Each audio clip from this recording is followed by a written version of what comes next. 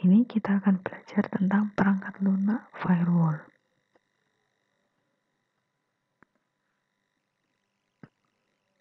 Yang pertama, menggunakan koneksi TCP, yaitu sebuah koneksi TCP dikenal sebagai koneksi yang bersifat connection oriented, yang berarti sebelum melakukan pengiriman data, mesin tersebut akan melakukan 3 langkah secara berhubungan atau three-way handshake. Yang pertama dari klien, lalu paket data itu masuk ke firewall. Setelah itu baru dimasukkan di server dan disinkronisasi. Setelah itu kembali lagi ke firewall, baru akan kembali lagi ke klien. Terus ada juga koneksi UDP. Berbeda dengan koneksi TCP, koneksi ini bersifat connectionless. Sebuah mesin yang mengirimkan paket UDP tidak akan mendeteksi kesalahan terhadap paket tersebut. Paket UDP tidak akan mengirimkan kembali paket yang mengalami error.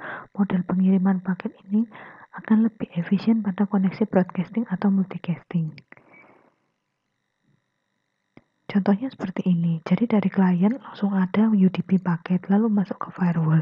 Misalnya ketika di firewall ini paketnya error atau rusak, dia akan tetap masuk ke server, kembali lagi ke firewall dan kembali lagi ke klien. Jadi tidak ada penyeleksian secara maksimal ketika menggunakan UDP paket.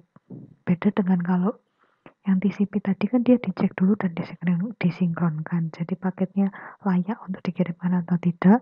Tapi kalau UDP ini ya sudah diterima paketnya apa adanya. Tuh. Terus ada yang menggunakan IP table. IP table adalah tool administrasi untuk fitur paket filtering dan NAT IP versi 4 yang disediakan oleh operasi Linux.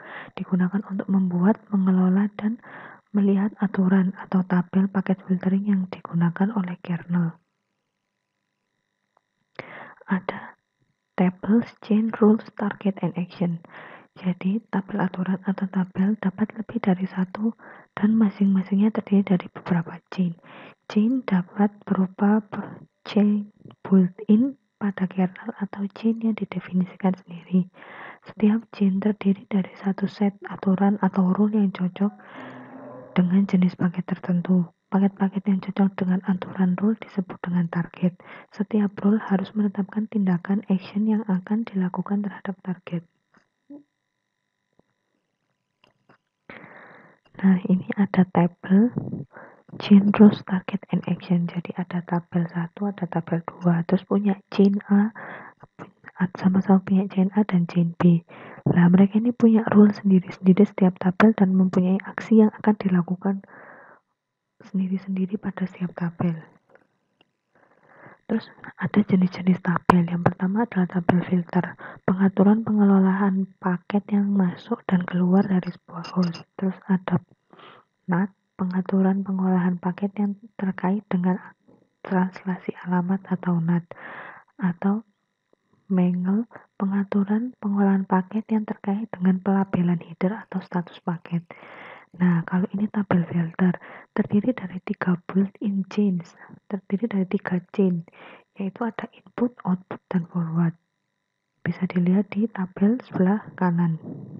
Itu tabel filter mempunyai chain input yang mempunyai rule sendiri, nanti outputnya juga rule-nya beda, dan ada chain forward yang pasti rule-nya juga beda.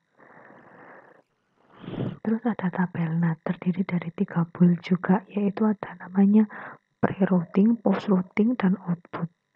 Nah, nanti mereka mempunyai aturan yang beda dengan tabel filter yang pertama. Terus ada juga tabel Mangle, yaitu dia memiliki 5 build chains. Jadi punya 5 step, yaitu pre-routing, post-routing, output, input, dan forward. Yang pasti memiliki aturan sendiri-sendiri setiap chain. Dari kelima itu, yang bisa kalian lihat di kanan kalian. Terus ada yang namanya rule action. Yang pertama ada accept, yaitu proses IP table selesai diserahkan ke aplikasi. Terus ada proses reject, yaitu proses IP table selesai paketnya ditolak atau tidak masuk, itu disertai dengan pesan. Terus ada juga rules action drop, yaitu proses IP table selesai paket ditolak tanpa pesan. Jadi paket kalian langsung di-cut lalu dibuang tanpa kita tahu dapat pesan notifikasi dari firewall tersebut. Lalu ada log, yaitu informasi paket dikirim ke pengelola log atau size log dan dilanjutkan ke rule selanjutnya. Jadi kalau saya sudah lolos di rule pertama, lalu paketnya akan dikirimkan ke rule selanjutnya. Jadi kita punya lognya atau punya trackingnya bagaimana. Terus ada namanya DNAT. Fungsinya memodifikasi alamat IP tujuan atau destination IP address. Ada SNAT, memodifikasi alamat IP sumber atau source IP address. Terus ada yang namanya masquerade, yaitu mirip sama SNAT dengan default source IP address atau IP interface firewall untuk yang keluar, dan nama chain didefinisikan sendiri. Terus ini ada paket flow diagram. Jadi dari routing itu paket itu akan dipilih untuk diri sendiri. Kalau untuk diri sendiri maka dia akan menggunakan metode change forward, yaitu bisa menggunakan tabel yang angle atau filter, lalu bisa ke post routing. Selanjutnya untuk mangle atau NAT, lalu bisa masuk dan diproses. Kalau misalnya bukan untuk diri sendiri, maka ada bisa menggunakan input, terus ada diproses di aplikasinya, kembali lagi di routing, lalu output, terus post routing, lalu bisa diakses lagi dan dikeluarkan ke klien. Itu untuk paket flow diagram, pengiriman paket ketika di dalam komputer kalian. Nah, ini ada format perintah IP table, yaitu ada A, I, dan P. A itu append, yaitu menambahkan rules di akhir sebuah chain. Kita nambahkan aturan dari chain yang sudah ada, lalu kita tambahkan sebuah aturan yang sesuai dengan kita inginkan. Terus ada juga yang namanya insert, yaitu menambahkan rule di awal sebuah chain. Yang ketiga ada P, yaitu policy. Setting policy sebuah chain built-in. Parameternya pola bertarget dan bervariasi. Terus ada contoh parameter pola target 1. Yang pertama P atau protokol, membandingkan jenis protokol. Yang kedua ada S port atau port sumbernya dari mana. Terus ada D port, yaitu port tujuannya. Port dapat dituliskan dengan angka atau awal akhir untuk menyatakan tentang port. Terus ICMP type, yaitu jenis datagram ICMP, misalnya echo reply atau echo request.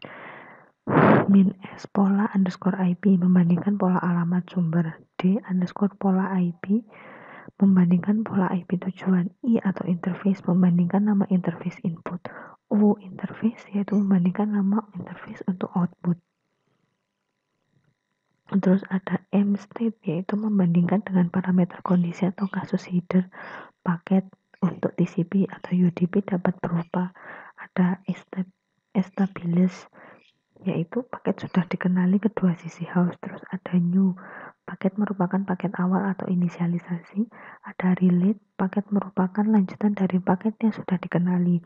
Misalnya pembukaan koneksi baru untuk transfer data pada protokol VTP. Terus ada invalid, paket tidak dikenal, dapat berubah kesalahan proses pada sistem karena timeout. Terus ada M atau multiport, S port, D port, port 1 atau port 2, yaitu menyatakan beberapa port TCP UDP yang tidak berurutan. Terus ada dua jenis rules, yaitu rules administratif, dapat tidak disertai dengan action, misalnya menghapus atau melihat rules yang ada pada sistem. Terus yang kedua ada rule packet processing, yaitu disertai dengan action. Untuk hari ini sekian dan terima kasih.